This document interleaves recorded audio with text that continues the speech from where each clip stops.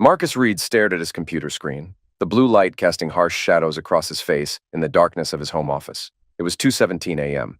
His fingers hovered over the keyboard as emails from his wife's account populated his screen. Emails she thought were secured by passwords he wasn't supposed to know. He hadn't intended to spy, not at first. But the late-night texting, the changed passwords, the weekend work emergencies, they'd all added up to something Marcus couldn't ignore.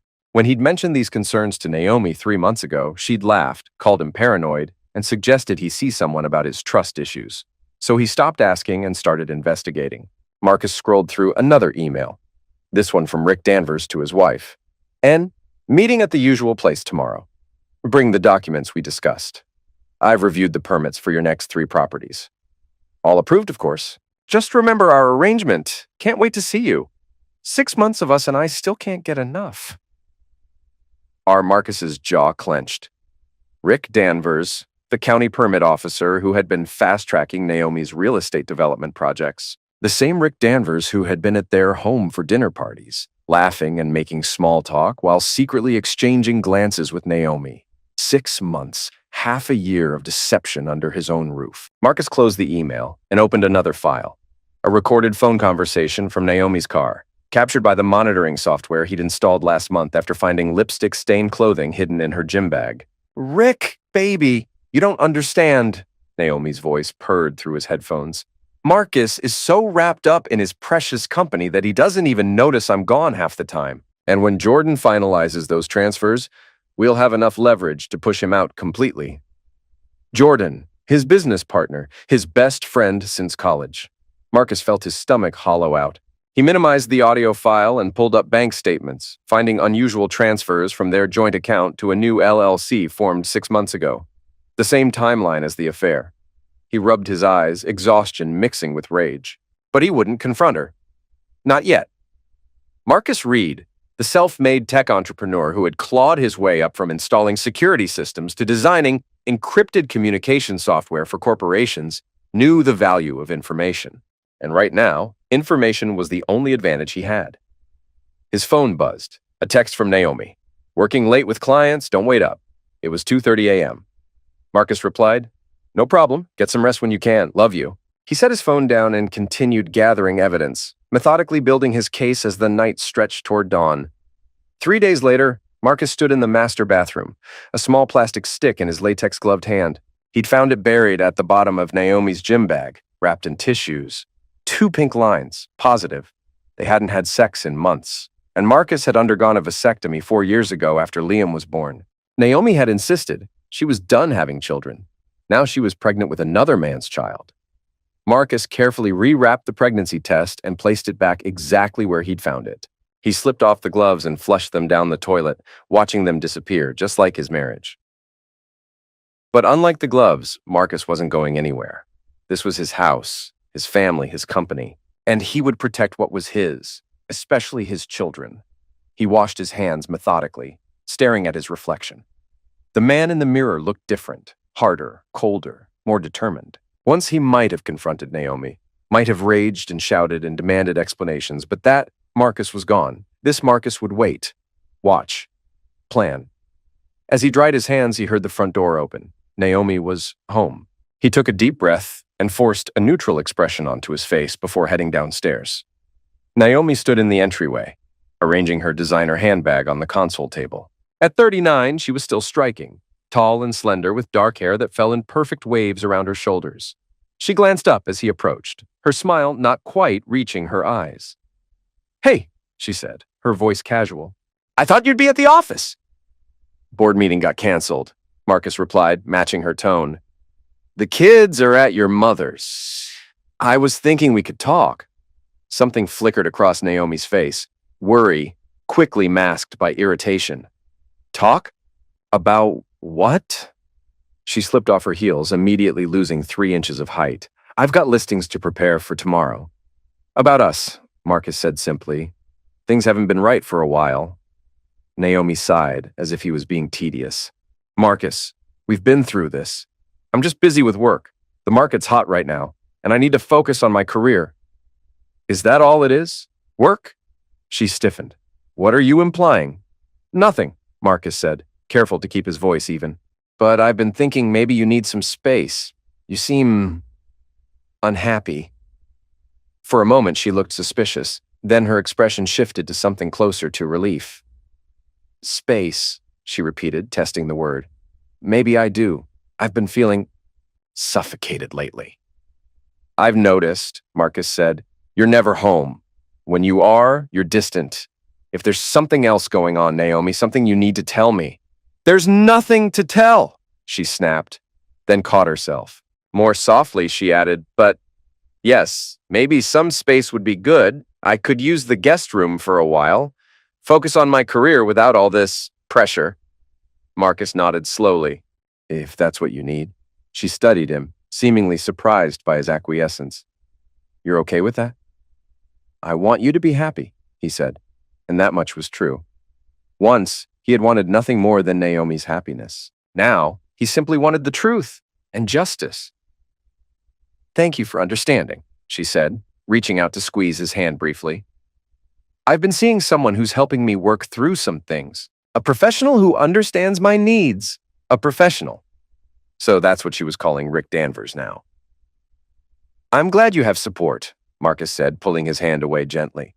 "I'll move your things to the guest room." As he turned to leave, Naomi called after him. "Marcus, the kids don't need to know about this arrangement. It would only confuse them." He paused without looking back.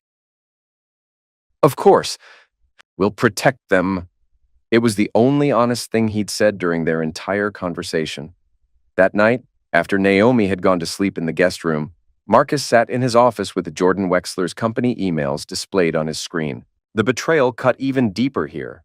Jordan had been with him since the beginning, when their company was nothing more than an idea sketched on bar napkins during their final year of college. The emails between Jordan and Naomi were carefully coded but obvious to Marcus, from Naomi Reed to Jordan Wexler. J. The transfer methods we discussed need to be accelerated. M seems suspicious but malleable. He's agreed to space, which gives us room to maneuver. The county approvals are all green-lit thanks to our friend, so the investment timing is perfect. N from Jordan Wexler. 2. Naomi Reed. N. Risky to rush, but I've prepared the documentation. Your signature resembles his enough for the preliminary transfers. 15% now, another 20% when we execute phase 2. The board won't notice until a quarterly review, and by then we'll have established precedent. We should discuss in person, the usual place, tomorrow noon. J. Marcus leaned back in his chair, processing what he was reading. Not only was Naomi having an affair with Rick, but she and Jordan were systematically stealing his company shares using forged signatures. A triple betrayal, personal, professional, and financial. He pulled up the corporate records, finding what he feared.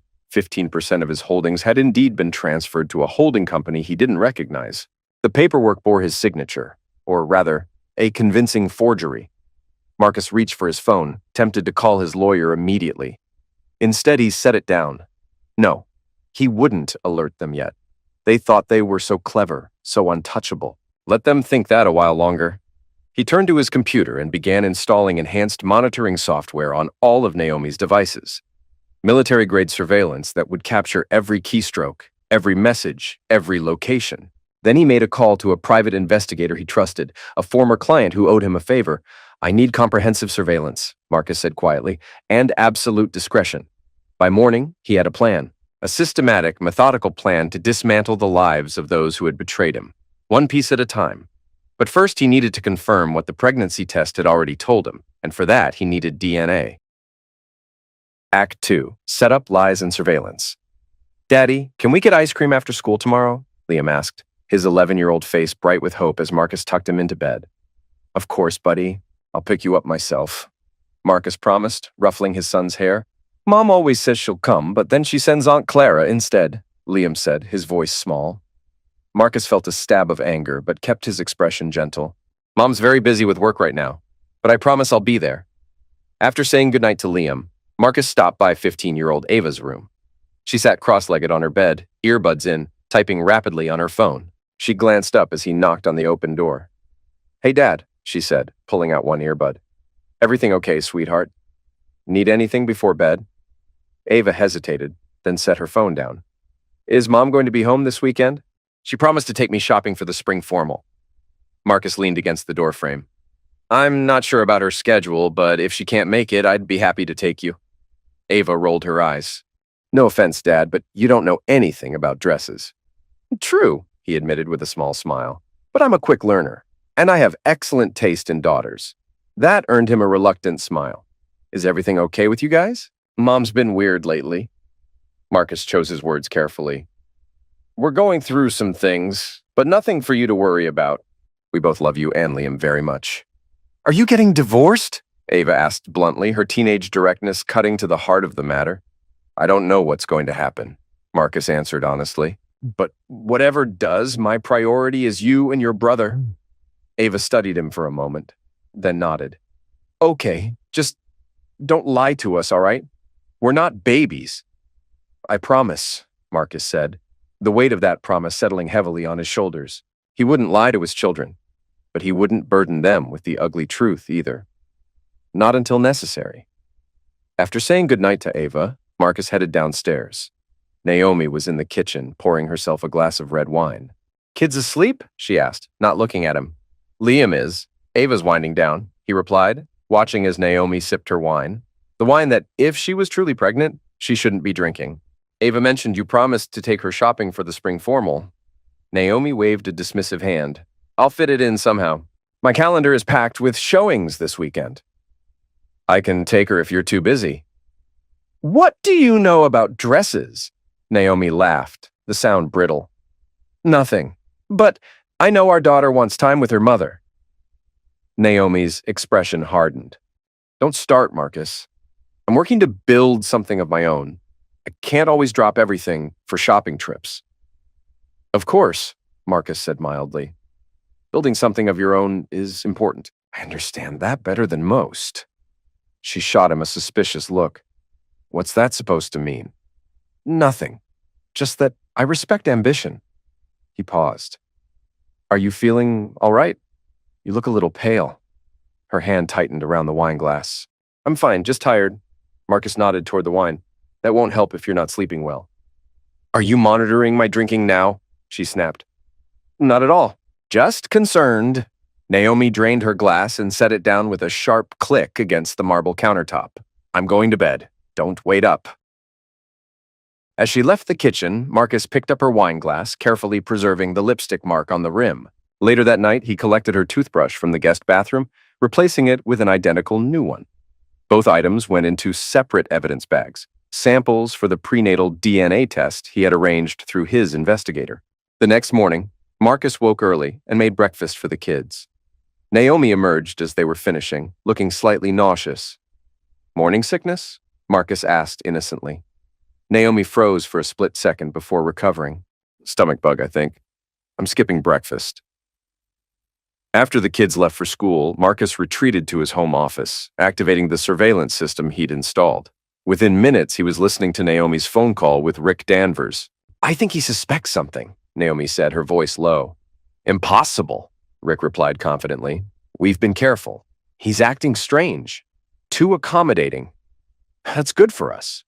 The more agreeable he is, the easier this will be. Maybe, Naomi didn't sound convinced. But what about, the baby? Marcus leaned closer to his monitor. Are you sure it's mine? Rick asked. Of course I'm sure, Naomi hissed. Marcus had a vasectomy 4 years ago. It's definitely yours. There was a long pause before Rick spoke again. We need to accelerate our timeline then. How's the transfer going? Jordan says another 20% of the shares will be moved next week. Once we have controlling interest, we can push Marcus out, structure a buyout that leaves us with the company, and I'll file for divorce. And you're sure the forgeries will hold up? Jordan's handled it perfectly. Marcus doesn't suspect a thing.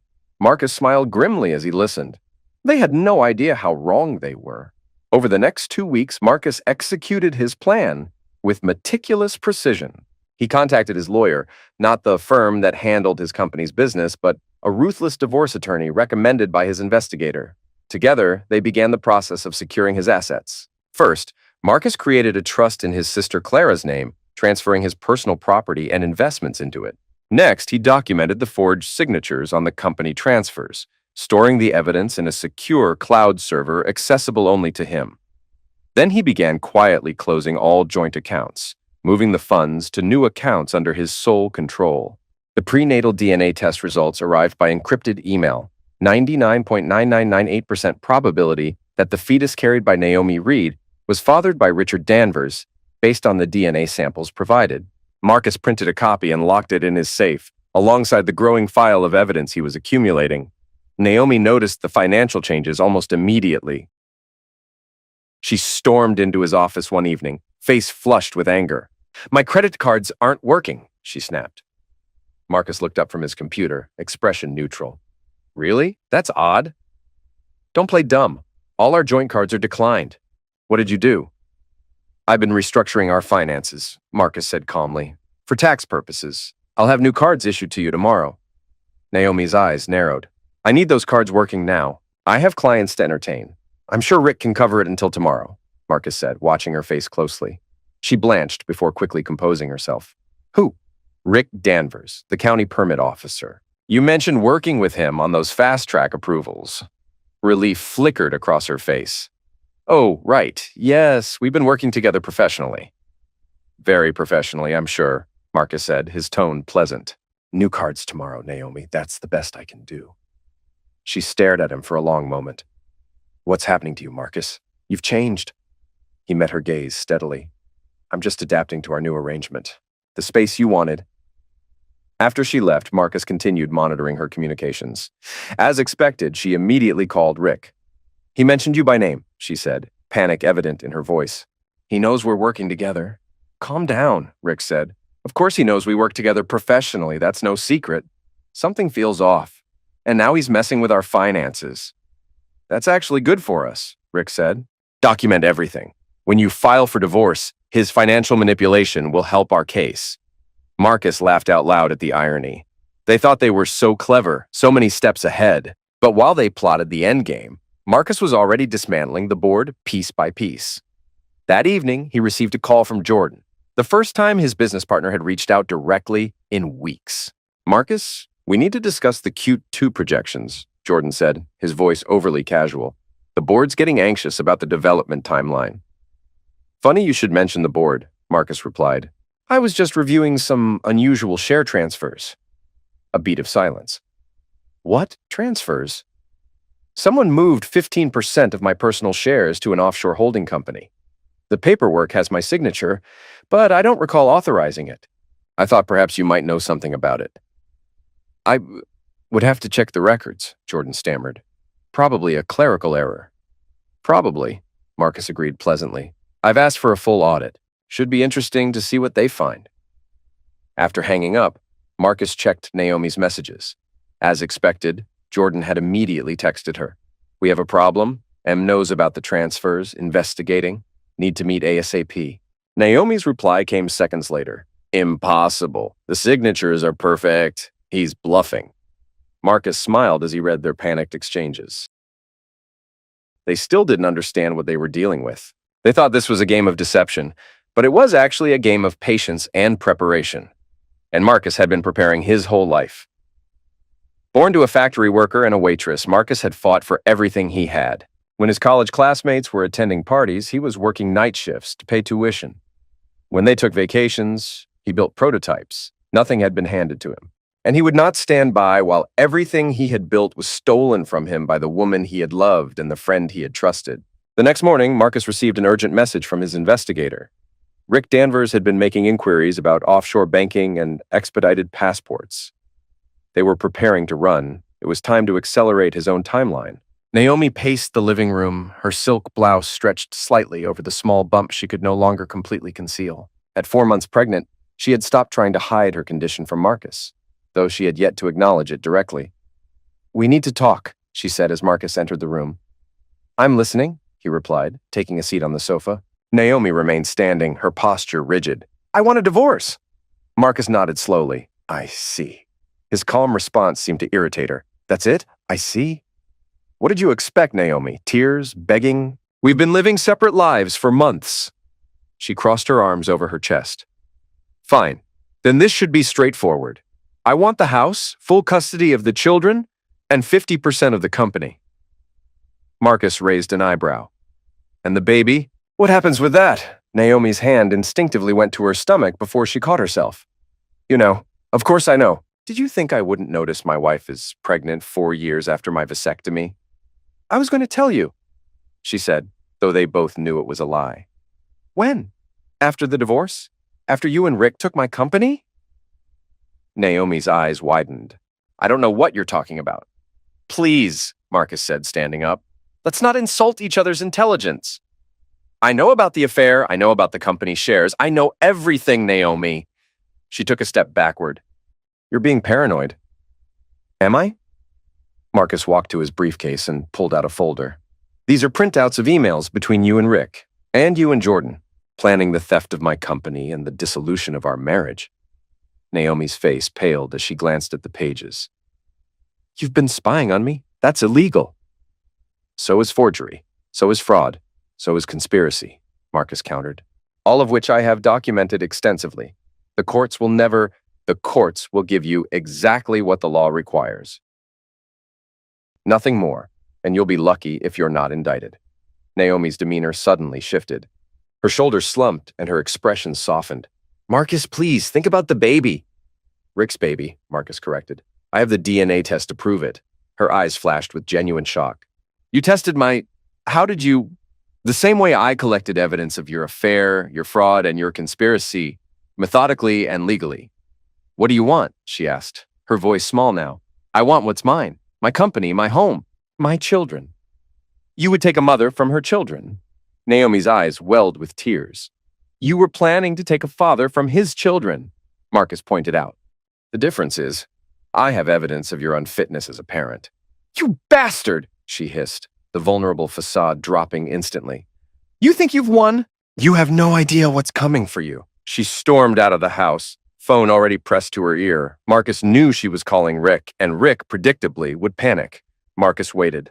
He'd installed additional security cameras around the property the week before. The garage had 4 different angles covered. His body was wired with a recording device. Everything was in place. He didn't have to wait long. Less than an hour later, the security system alerted him to movement at the side gate.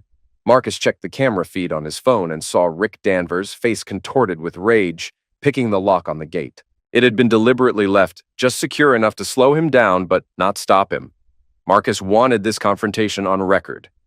Marcus positioned himself in the garage, appearing to be occupied with tools at his workbench. When the side door burst open, he turned slowly, feigning surprise. Rick, he said coolly. Breaking and entering now? Rick Danvers was a big man, 6'2" and muscular, with the weathered face of someone who had spent years working outdoors before taking his county position. Right now, that face was flushed with fury. You think you can threaten Naomi? Rick snarled, advancing into the garage. You think you can spy on her and get away with it? Marcus set down the screwdriver he'd been holding. I haven't threatened anyone. I simply informed my wife that I'm aware of her infidelity and criminal activities. You smug son of a witch, Rick spat. You and your tech money thinking you own everything and everyone. Naomi deserves better. Better than the man who provided her with everything she has? Or better than the man who got her pregnant and is now facing criminal charges? Rick's eyes narrowed. What charges? Fraud, for starters. Those expedited permits you issued in exchange for sexual favors, highly illegal. The ethics board will be very interested. You have nothing, Rick growled, but uncertainty flickered across his face. I have everything, Marcus replied. Every email, every text, every meeting in every hotel room, all documented. Rick charged forward suddenly, grabbing Marcus by the shirt and slamming him against the workbench. You'll destroy the evidence if you know what's good for you. Marcus smiled, despite the pain. It's already been distributed to my lawyers. If anything happens to me, it all goes public. Rick's grip tightened. I don't believe you. That's your second mistake, Marcus said. Your first was sleeping with my wife. Rick's fist connected with Marcus's jaw, snapping his head back. The pain exploded across his face, but Marcus had been expecting it. He'd been preparing for this moment. Not just mentally, but physically. For months, he'd been training with a personal defense instructor, building strength and learning techniques specifically designed for confronting larger opponents. As Rick wound up for another punch, Marcus dropped low and drove his shoulder into the larger man's midsection. using Rick's momentum against him. They crashed into a set of shelves, tools clattering to the concrete floor. Rick recovered quickly, landing another blow to Marcus's ribs. Marcus absorbed the hit, then countered with a precise strike to Rick's throat. Not hard enough to cause serious damage, but enough to make him gasp and stagger backward. "I'm calling the police," Marcus said, reaching for his phone. "Like hell you are," Rick wheezed, lunging forward again. This time, Marcus was ready. He sidestepped, caught Rick's arm, and used his own momentum to slam him face first into the garage wall. Blood spurted from Rick's nose as he turned, roaring with pain and rage. The fight continued, brutal and raw. Rick landed several powerful blows, leaving Marcus bruised and bleeding. But Marcus remained focused, tactical, fighting not with blind rage but with calculated precision. Finally, as both men stood panting, blood dripping from split lips and cut eyebrows, Marcus spoke quietly. "This is just round one, Rick. You still have a job. For now." "What the hell does that mean?" Rick demanded, wiping blood from his face. Before Marcus could answer, sirens wailed in the distance. One of the neighbors had called the police. "It means," Marcus said, "that what happens next depends entirely on you.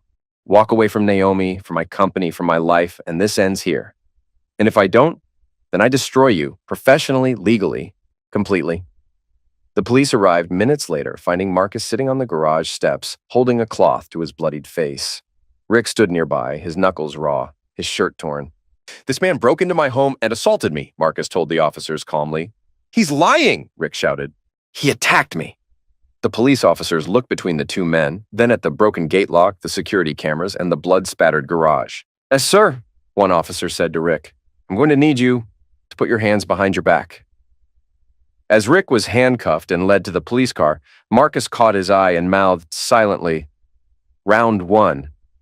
The news of Rick Danvers' arrest spread quickly through their social circle. By the next morning, Naomi was calling Marcus repeatedly. He let the calls go to voicemail, listening to her messages instead.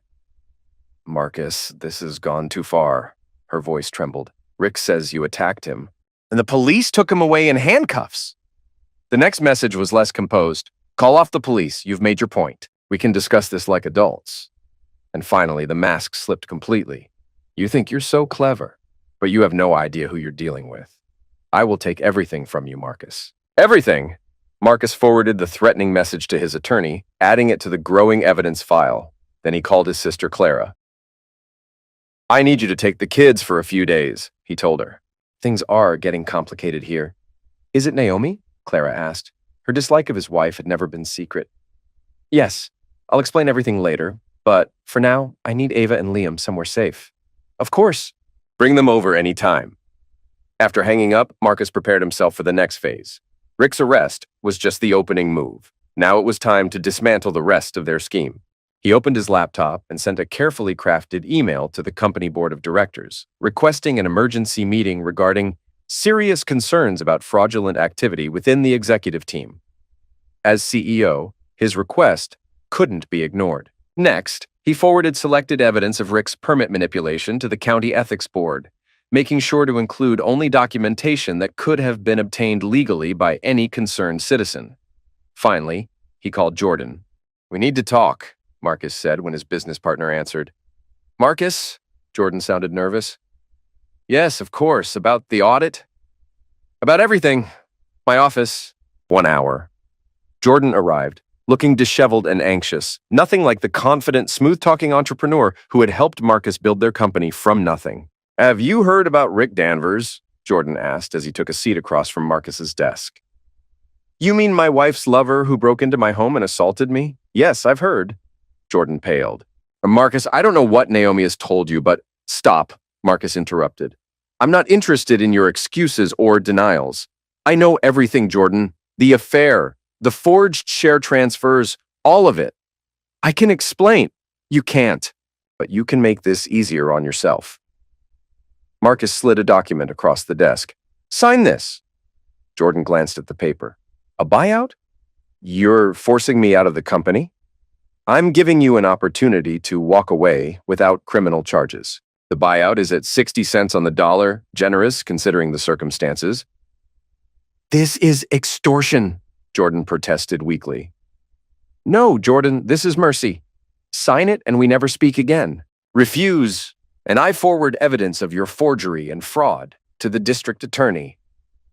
Jordan stared at the document for a long moment, then at Marcus, the friend he had betrayed. "I'm sorry," he whispered. "No, you're not," Marcus replied coldly. "You're sorry you got caught." After Jordan signed the papers and left, Marcus sat alone in his office, surrounded by the company he had built. The sense of betrayal was still raw, still burning in his chest. But it was tempered now by the cold satisfaction of justice being methodically served. His phone buzzed with a text from his investigator. "DNA test results delivered to your secure server. Courthouse records show N filed emergency custody petitions citing domestic violence concerns. Moving fast as predicted." Marcus nodded to himself. Naomi was following the playbook he had anticipated. She would paint him as unstable, violent, paranoid. She would use Rick's injuries as evidence. She would try to take the children. But Marcus had planned for this too. The security footage of Rick breaking into his home, the recorded threats, the documented affair, and fraud, all of it was ready for the court. As he gathered his things to leave the office, his phone rang again. This time it was Ava. "Dad?" Her voice was small, uncertain. "Mom came to school today. She was crying, saying you hurt her friend and that we need to stay with her at a hotel. What's going on?" Marcus closed his eyes, pain slicing through him. Using the children as pawns, he had expected it. But the reality was still agonizing. "Ava, listen to me carefully. Your mother is very upset right now, and she's not thinking clearly. I need you to stay calm. Where are you now?" "Still at school. Mom's in the office trying to check us out early." "Is Liam with you?" "No, he's in class." "Dad, I'm scared." "It's going to be all right," Marcus assured her. "Put me on the phone with the school secretary." After speaking with the school administrator and invoking the custody order that was still in effect, Marcus managed to prevent Naomi from removing the children. He arranged for Clara to pick them up instead, using the approved emergency contact protocol they had established years ago. By the time Naomi realized what had happened, Ava and Liam were safely with their aunt, and Marcus was meeting with his attorney to counter her emergency custody petition. The battle lines were drawn, and the war for everything Marcus cared about had truly begun. The Jefferson County Courthouse loomed like a fortress of gray stone and imposing columns. Marcus straightened his tie as he climbed the steps, his attorney Patricia Wellington beside him. At 62, Patricia was a legend in divorce law, ruthless, meticulous, and utterly unimpressed by emotional displays. "Remember," she said as they approached the courtroom, "Judge Harmon is a stickler for protocol. No outbursts, no matter what she says about you." "I understand," Marcus replied. His face still bore faint bruising from the fight with Rick, but he had insisted on appearing in court today. The injuries would only strengthen his case. Inside, Naomi was already seated with her attorney, a slick corporate lawyer named Stephen Elliott, who specialized in high-net-worth divorces. She wore a conservative gray dress that strategically highlighted her pregnancy while projecting an image of dignified motherhood. When she saw Marcus, her eyes narrowed briefly before she leaned over to whisper something to her lawyer. Judge Harmon, a stern woman in her late 50s with silver-streaked hair pulled into a tight bun, entered the courtroom. "All rise." After the preliminary proceedings, Naomi's attorney presented her emergency custody petition. "Your Honor, Mrs. Reed fears for her children's safety," Elliott argued smoothly. "Mr. Reed has exhibited increasingly erratic and violent behavior, culminating in a physical altercation that left a man hospitalized. Mrs. Reed believes the children should remain with her until Mr. Reed undergoes psychological evaluation." Judge Harmon turned to Patricia. "Counselor?" Patricia rose. "Your Honor, we categorically deny these allegations and come prepared to demonstrate their falsity. Mr. Reed was the victim of a home invasion by Mr. Richard Danvers, Mrs. Reed's paramour. We have security footage showing Mr. Danvers breaking into Mr. Reed's home, as well as police reports confirming the same." She passed copies to the clerk. "Furthermore, Mrs. Reed attempted to remove the children from school without authorization after this incident, creating precisely the unstable environment she now claims to fear." Patricia then methodically dismantled Naomi's claims, presenting the security footage, police reports, and testimony from the school administrator. "Additionally, Your Honor," Patricia concluded, "we are filing our own petition today. Mr. Reed is seeking divorce on grounds of adultery and fraud, with full custody of the minor children. Mrs. Reed is currently pregnant with a child fathered by Mr. Danvers, as confirmed by prenatal DNA testing, a child conceived while she was still residing in the marital home. A murmur ran through the courtroom. Naomi's face flushed with anger and embarrassment. Judge Harmon reviewed the submissions silently, her expression revealing nothing. Finally, she looked up. Mrs. Reed's emergency petition for custody is denied. Temporary custody will remain with Mr. Reed, with supervised visitation for Mrs. Reed pending a full hearing. Additionally, I'm issuing a restraining order preventing Mr. Danvers from approaching Mr. Reed, the Reed children, or the Reed residence. She fixed Naomi with a stern look. Mrs. Reed, attempting to remove children from school during a custody dispute, raises serious concerns. Consider this a warning. As they exited the courtroom, Naomi caught up to Marcus in the hallway, her composure cracking. You think you've won? She hissed, keeping her voice low. This is just the beginning. No, Naomi, Marcus replied calmly. This is the end, for you, for Rick, for Jordan. The documents were filed this morning. What documents? Her voice faltered. Fraud charges against Rick for the permit manipulation, corporate fraud charges against Jordan, and divorce papers naming you as co-conspirator in both. He stepped closer, his voice barely above a whisper. You forgot who I am, Naomi. I built security systems to protect people from threats. I know how to dismantle them, too. The color drained from her face. You wouldn't... I already have.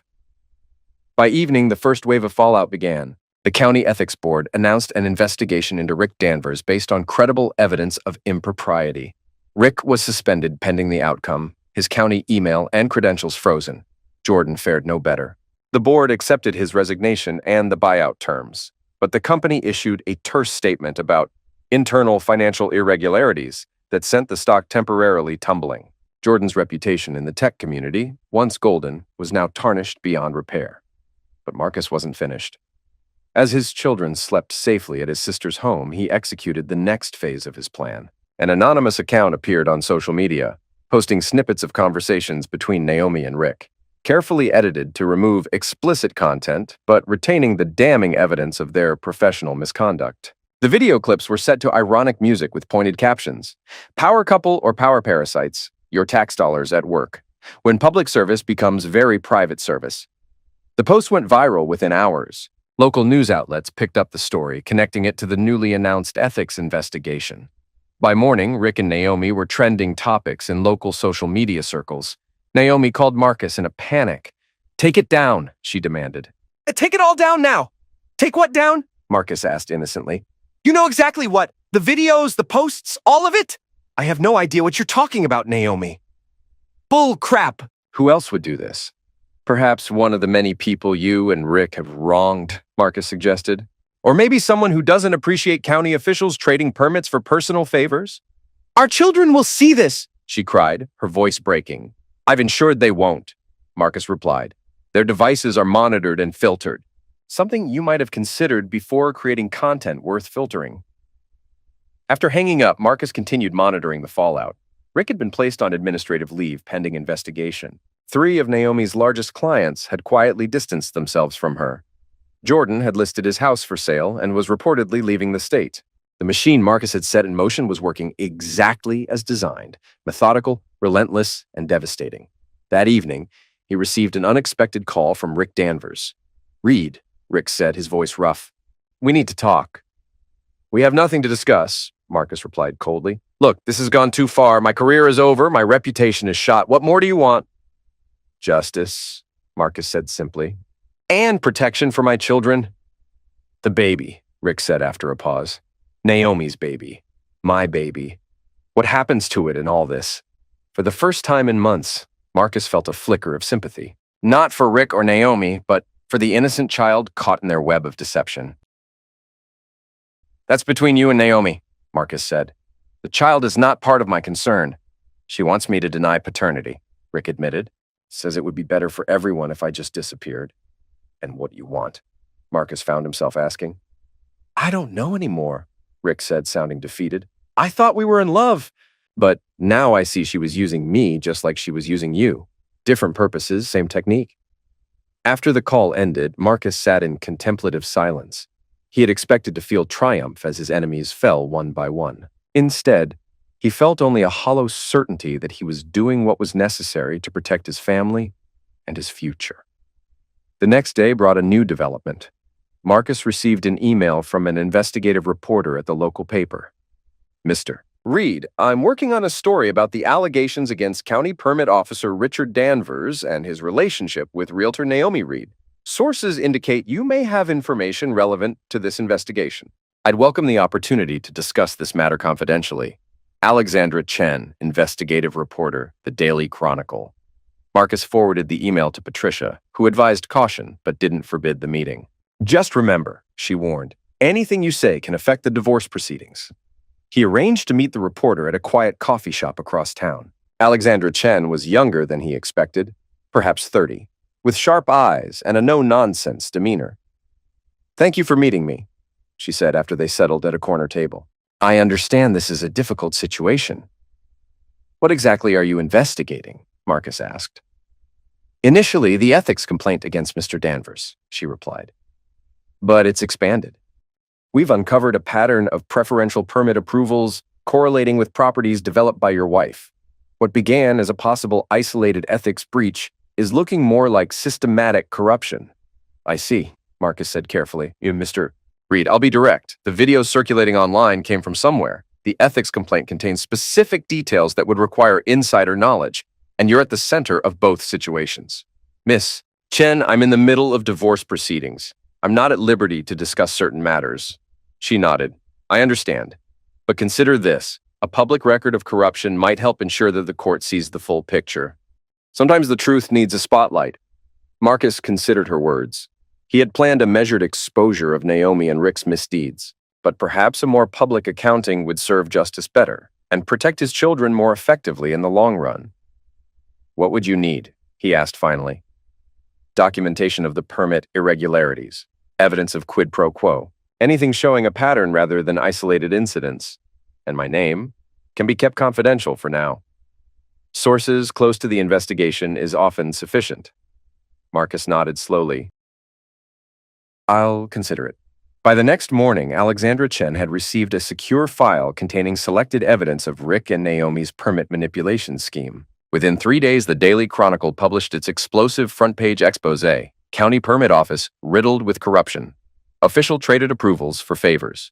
The article detailed a systematic abuse of power, with Rick fast-tracking permits for Naomi's properties in exchange for personal and professional favors.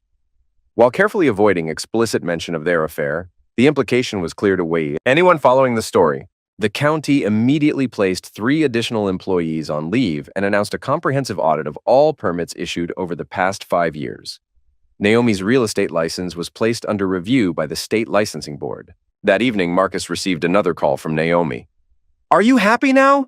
she demanded, her voice raw with emotion. "You've destroyed everything." "Not everything," Marcus corrected her. "Just the things built on lies. The licensing board is investigating me. My clients are abandoning me. Even my parents won't take my calls." Her voice broke. "What am I supposed to do now?" "The same thing I had to do when I found out my marriage was a lie and my company was being stolen from under me," Marcus replied. "Start over." "I'm pregnant, Marcus," she said, suddenly sounding vulnerable. "Where am I supposed to go?" "That's not my concern, Naomi. You made your choices." After hanging up, Marcus felt a wave of exhaustion wash over him. The adrenaline that had propelled him through months of meticulous planning and execution was finally ebbing. But he knew he couldn't relax yet. The most important phase was still to come, ensuring his children's future security. He called Clara. "How are they doing?" he asked. "As well as can be expected," his sister replied. "Ava's asking a lot of questions. She's seen some of the news coverage, despite your filters." Marcus sighed. What does she know? Enough to be confused and hurt. She needs to talk to you, Marcus. Both of them do. "I'll come over tonight," he promised. When he arrived at Clara's house, Liam ran to him immediately, wrapping thin arms around his waist. "Dad, are we going home soon?" Marcus hugged his son tightly. "Soon, buddy, I promise." Ava hung back, arms crossed, her expression guarded. At 15, she was at the perfect age to be both perceptive enough to understand something serious was happening and vulnerable enough to be deeply wounded by it. "Can we talk?" Marcus asked her gently. She shrugged, but followed him to Clara's back porch. They sat side by side on the swing, silence stretching between them. I saw the news, Ava finally said. About Mom and that man. Marcus nodded. I'm sorry you had to find out that way. Is it true? Was she cheating on you? Yes, Marcus answered simply. There was no point in lying. Ava deserved the truth, even if it hurt. And she's having his baby? Yes. Ava stared at her hands. That's why she's been acting so weird. Why she's never home. A tear slid down her cheek. She doesn't want us anymore, does she? Marcus turned to face his daughter, taking her hands in his. Ava, listen to me. What's happening between your mother and me is complicated and painful, but it has nothing to do with you or Liam. Your mother loves you. Then why is she doing this? Ava demanded, more tears falling now. Why is she blowing up our family? People make mistakes, Marcus said carefully. Sometimes big ones. But that doesn't mean they don't love their children. Are you going to forgive her? Marcus considered his answer carefully. No, he said finally. Some things can't be fixed. But that doesn't mean you have to choose sides. You can love your mother and be angry with her at the same time. Ava was quiet for a long moment. Is she going to jail? The news said there was fraud and corruption. I don't know, Marcus answered honestly. That's for the courts to decide. What's going to happen to us? You and Liam will stay with me. We'll be okay, Ava. Different, but okay. As he held his daughter while she cried, Marcus felt the righteousness of his cause with renewed clarity. This was why he had done everything, not for revenge, but for protection, to secure his children's future against those who would selfishly destroy it for their own gain. The next morning brought news that the district attorney was convening a grand jury to consider criminal charges against Rick Danvers and potentially others involved in the permit scandal. Naomi's name wasn't explicitly mentioned, but her involvement was implied. Meanwhile, the family court had scheduled the final custody hearing. With the mounting public evidence of Naomi's misconduct, Patricia was confident of the outcome. The pregnancy complicates matters emotionally, but strengthens our case legally, she explained. It demonstrates her pattern of deception and poor judgment. And the children? Marcus asked. Given the circumstances and the evidence we've assembled, I expect full custody to be awarded to you, with supervised visitation for Naomi. Marcus nodded, relieved but not triumphant. Winning custody wasn't about defeating Naomi. It was about protecting Ava and Liam. That afternoon, he received an unexpected message from Jordan. I know I'm the last person you want to hear from, but I need to clear my conscience. There's more you should know about Naomi's plans. Can we meet? One last time. Marcus considered ignoring the message, but curiosity won out. He arranged to meet Jordan at a public park, taking the precaution of recording the conversation. Jordan looked diminished somehow, his confident demeanor replaced by a haunted expression. He sat heavily on the bench beside Marcus. Thank you for coming, he said. I don't deserve it. What do you want, Jordan? Jordan stared at the ground. I'm leaving town tomorrow. Fresh start somewhere else. But before I go, you should know what Naomi was really planning. I already know about the company takeover. It was worse than that, Jordan said quietly. She wanted me to help her destroy you completely. Not just take the company, but ruin your reputation. Turn the kids against you. She had this whole narrative prepared about you being abusive, controlling, dangerous. And you agreed to help? Marcus asked, his voice hard. Not with all of it, Jordan insisted. I drew the line at lying about abuse. But the rest, he shook his head. I was weak, greedy. She convinced me you didn't deserve your success, that we were just taking what should have been partly mine anyway. We built that company together, Jordan. You already owned 30%. I know. That's what makes it so pathetic. Jordan finally looked up, his eyes red-rimmed. She's not done, Marcus. Even with everything falling apart, she's still planning something. I don't know what, but she kept saying you would never see it coming. Marcus considered this warning. Why tell me this now? Guilty conscience? Partly, Jordan admitted, but also because I remember who we used to be. Best friends, partners. Before I let greed poison everything, he stood up. I know it doesn't change anything, but I am sorry, Marcus, truly. As Jordan walked away, Marcus remained on the bench, processing this new information. If Naomi was still plotting something, he needed to be prepared. He called his investigator. I need increased surveillance on Naomi, and check her recent communications with Rick Danvers. She may be planning one last move. The investigator delivered results faster than expected. Naomi had indeed been communicating with Rick, using a new prepaid phone to avoid detection. Their conversations suggested a desperate plan to salvage something from the wreckage of their lives. If we can't win, we can at least make sure he loses too, Naomi had told Rick. I still have the recordings. Marcus didn't know what recordings she meant, but he wouldn't wait to find out. It was time for the final phase of his plan, the complete and irrevocable destruction of Naomi's credibility. He had been saving one piece of evidence, a video Naomi had recorded herself, apparently intended for Rick. In it, she mocked Marcus, bragging about how she had manipulated him for years. He'll never leave the kids, she said on the recording, laughing. He's too soft. That's his weakness. As long as I have them, I have leverage. And leverage means money. Marcus had hesitated to use this recording, concerned about how it might affect Ava and Liam if they ever saw it.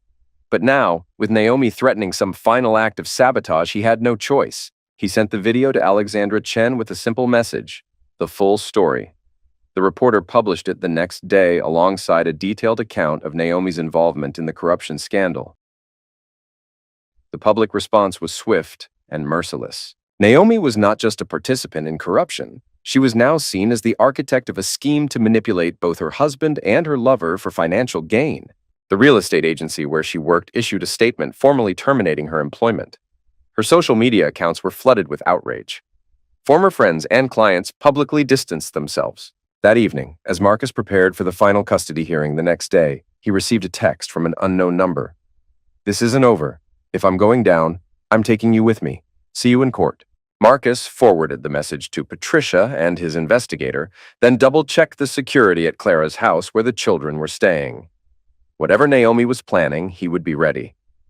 The courthouse was packed for the final custody hearing. News of the corruption scandal, the affair, and the bitter divorce had captivated the community, turning what should have been a private family matter into a public spectacle. Marcus sat at the table with Patricia, his posture straight, his expression carefully neutral. Across the aisle, Naomi looked markedly different from her previous court appearance. Her expensive clothes had been replaced by a simple maternity dress. Her hair, usually perfectly styled, was pulled back in a modest ponytail. She had clearly been crying. Her attorney, Stephen Elliott, was engaged in intense whispered conversation with her as Judge Harmon entered the courtroom. All rise. After the preliminary proceedings, Elliott made an unexpected request. Your Honor, before we continue, Mrs. Reed would like to address the court directly. Judge Harmon raised an eyebrow. This is highly irregular, Mr. Elliott. I understand, Your Honor, but given the public nature this case has assumed, my client feels it important to speak her truth. Judge Harmon considered for a moment. I'll allow a brief statement, Mrs. Reed. You may approach. Naomi rose slowly, one hand on her visibly pregnant belly, and walked to the witness stand. Her eyes were red-rimmed, her expression one of practiced contrition. Thank you, Your Honor, she began, her voice soft and trembling. I know I've made terrible mistakes. The affair, the business dealings, I got caught up in something that spiraled out of control. She wiped away a tear. But I'm still a mother. I love my children more than anything. What's happened between their father and me shouldn't deprive them of their mother. She looked directly at Marcus. I know I've hurt you, and I'm sorry. It was a mistake. A horrible, unforgivable mistake. But please, don't punish Ava and Liam by taking me away from them. Her voice broke. And this baby, innocent of any wrongdoing, deserves to know its half-siblings.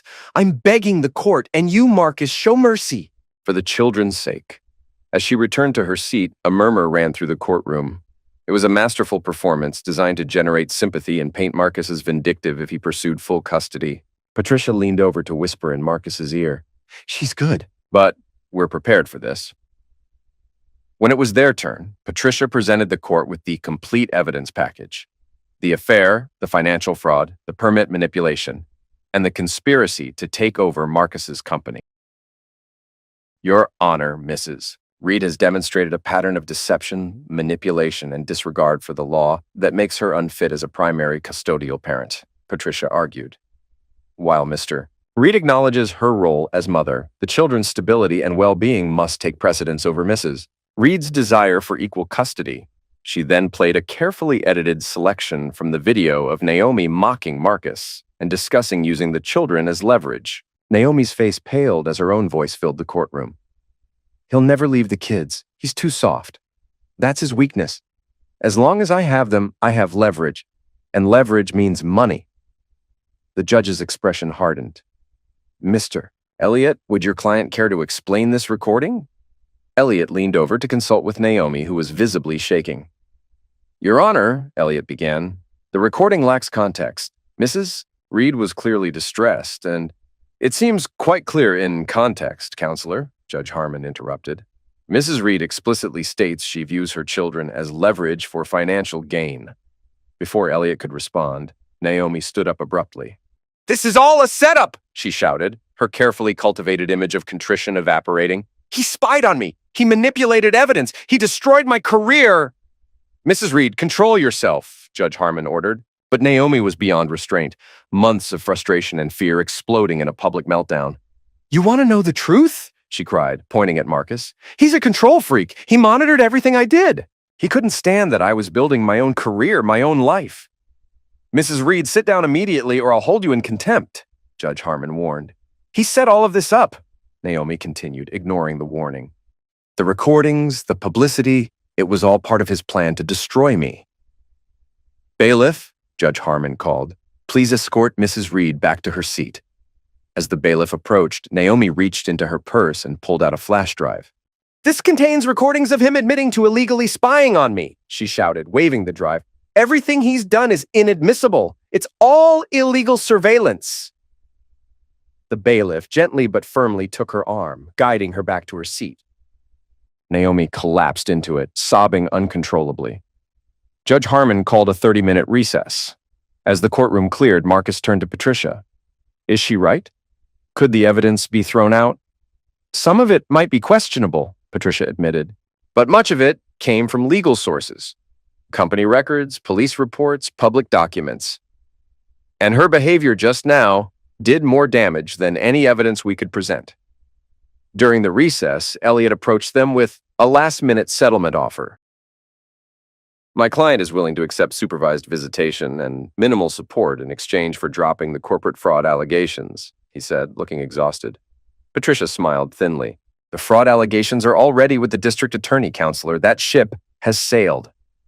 When court resumed, Judge Harmon delivered her ruling. Based on the evidence presented and the behavior witnessed in this courtroom today, I find that the best interests of the minor children will be served by awarding full custody to the father, Marcus Reed. Naomi made a choked sound, but remained seated, her attorney's hand firmly on her arm. Mrs. Reed will be granted supervised visitation twice monthly, pending completion of parenting classes and psychological evaluation, Judge Harmon continued. Child support is waived given Mrs. Reed's current financial circumstances. The judge then addressed the division of assets. The marital home is awarded to Mr. Reed as primary residence for the children. Mrs. Reed's claims to Mr. Reed's business interests are denied based on evidence of attempted fraud. Mrs. Reed will retain her personal property and vehicle. Judge Harmon looked directly at Naomi. This court takes a dim view of using children as pawns in divorce proceedings, Mrs. Reed. You would be well advised to focus on rebuilding your relationship with your children rather than pursuing vindication against your ex-husband. As the final orders were signed, Naomi sat motionless, tears streaming down her face. The carefully constructed life she had built, the successful career, the wealthy husband, the social standing, had crumbled completely. Marcus felt no joy in her distress, only relief that his children were legally protected and his company secured. The victory was necessary but hollow. No one truly won in the destruction of a family. As the courtroom emptied, Naomi remained seated, surrounded by a few reporters who had been allowed inside. She was visibly pregnant, crying quietly, the image of absolute defeat. Marcus paused at the door, looking back at the woman he had once loved enough to marry, to build a life with, to have children with. For a moment, their eyes met across the courtroom. There was no hate in her gaze now, only a vacant despair that suggested she finally understood the magnitude of what she had lost. Marcus turned away and walked out of the courthouse. Outside, camera flashes greeted him as local reporters clamored for a statement. But his attention was focused on the three people waiting at the bottom of the steps: Ava, Liam, and Clara. He walked down to them, ignoring the shouted questions and cameras. Liam ran to him immediately, while Ava hung back, her expression uncertain. "Is it over?" she asked as he reached them. Marcus nodded. "Yes, we're going home." "And Mom?" "She'll be able to see you both, but you'll be living with me." Ava absorbed this information silently, then asked the question that had clearly been weighing on her. "Did you have to destroy her, Dad?" "Completely?" Marcus felt the weight of that question, the moral complexity his 15-year-old daughter was grappling with. He could have offered justifications, explanations about necessary evils and protecting what was his, but instead, he chose honesty. "I did what I thought I had to do to protect us," he said. "Was it too much? Maybe. That's something I'll have to live with."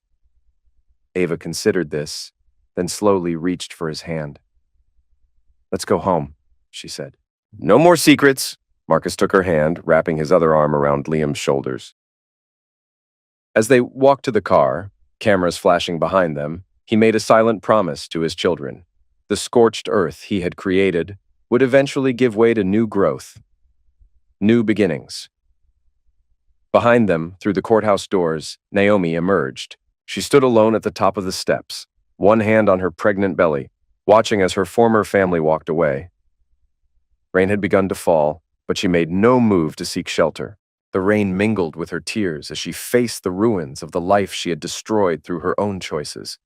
Marcus didn't look back. His focus was entirely on the road ahead, and the two children whose hands he held as they walked into their uncertain but shared future. 3 months later, Marcus sat in his home office, reviewing the quarterly reports for his company. The scandal had faded from the news cycle, replaced by newer, more sensational stories.